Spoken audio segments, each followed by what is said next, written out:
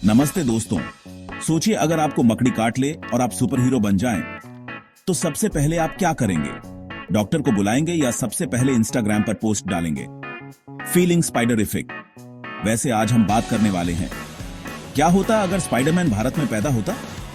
क्योंकि भाई न्यूयॉर्क वाले स्पाइडी को तो सब जानते हैं, लेकिन अगर मकड़ी ने दिल्ली, मुंबई या पटना का चक्कर लगाया होता तो उसकी कहानी कैसी होती? चलिए हंसी मजाक और सुपर हीरो की इस देसी जर्नी पर निकलते हैं।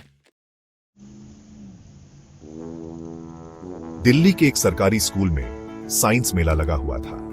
हर तरफ बच्चों की चहल पहल थी और हर कोई अपने प्रोजेक्ट्स को लेकर उत्साहित था। प्रभाकर शर्मा 10वीं का टॉपर अपना प्रोजेक्ट दिखा रहा था, देसी जड़ी बूटियों के कमाल के फायदे। उसने बताया कि कैसे ये जड़ी बूटियां स्वास्थ्य के लिए लाभकारी हैं और कई बीमारियों का इलाज कर सकती हैं। अचानक एक अजीब सी मकड़ी ने प्रभाकर को काट लिया। वह मकड़ी बहुत ही विचित्र थी, जैसे किसी प्रयोगशाला से भागी हो। बेहोशी, चक्कर, फिर शुरू हुआ खेल। प्रभाकर को चक्कर आने लगे और वह बेहोश हो गया। जब वह उठा तो उसने खुद को बदलते हुए पाया। प्रभाकर दीवारों पे चढ़ने लगा, जाले बनाने लगा। उसे समझ नहीं आ रहा था कि यह सब कैसे हो रहा है। अरे बाप रे, ये क्या हो रहा है? प्रभाकर घबरा गया, भागता हुआ घर पहुंचा। उसके मन में कई सवाल थे और वह बहुत डरा हुआ था। मां, मुझे मकड़ी ने काट लिया। अरे बेटा, डरो मत। उसकी मां ने उसे सांत्वना दी, लेकिन वह भी चिंतित हो गई। अभी तांत्रिक जी को बुलाती हूं। मां ने तुरंत तांत्रिक को बुलाया ताकि वह प्रभाकर की मदद कर सके। तांत्रिक ने आते ही अपने मंत्रों और जड़ी बूटियों से प्रभाकर का इलाज शुरू किया। तांत्रिक ने कहा, यह मकड़ी साधारण नहीं थी, यह एक विशेष मकड़ी थी। अब प्रभाकर को अपनी नई शक्तियों का सही उपयोग करना सीखना होगा। प्रभाकर ने तांत्रिक की बात ध्यान से सुनी और सोचा कि अब उसे क्या करना चाहिए। उसकी जिंदगी अब पहले जैसी नहीं रही। अब देखना यह है कि प्रभाकर अपनी नई शक्तियों का उपयोग कैसे करता है और क्या वह एक नया हीरो बन पाएगा। दिल्ली में हाहाकार मचा हुआ था। लोग इधर उधर भाग रहे थे, हर तरफ अफरा तफरी का माहौल था।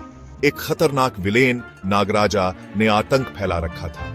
उसकी लाल चमकती आंखें और खतरनाक रूप ने सबको डरा दिया था।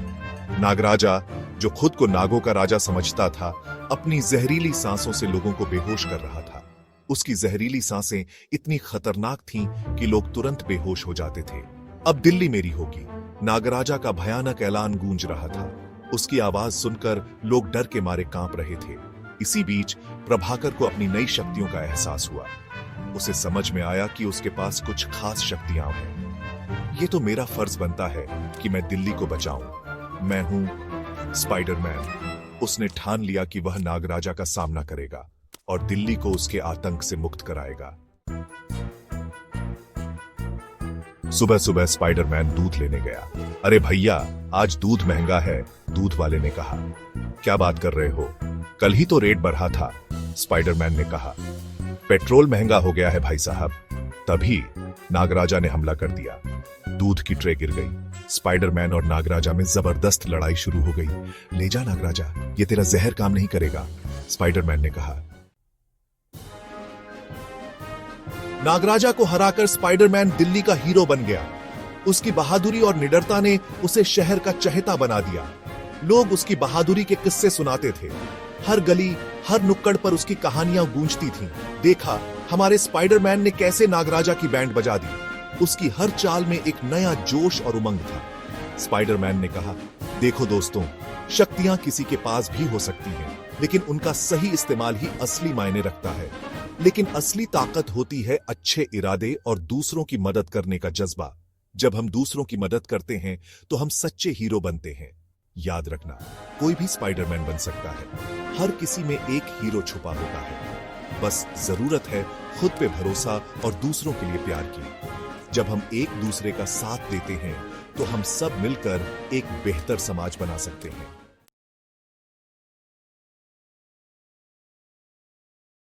तो दोस्तों देखा, अगर स्पाइडरमैन भारत में पैदा होता तो उसकी लाइफ इतनी मसालेदार होती जितनी आपकी मां के हाथ की बिरयानी।